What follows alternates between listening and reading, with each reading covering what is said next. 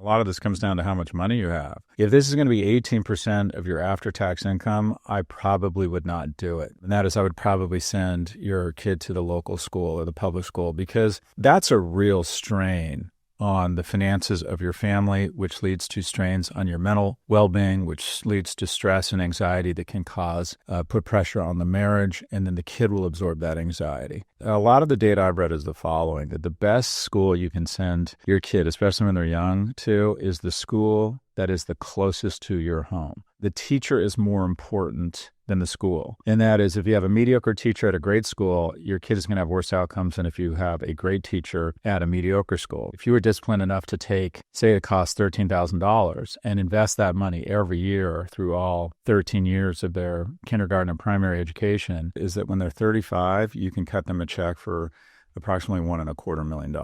I would argue that you're going to be able to probably close any deficiency gap. But my gut is send them to the closest local school, free up some more money for less stress for mom and dad.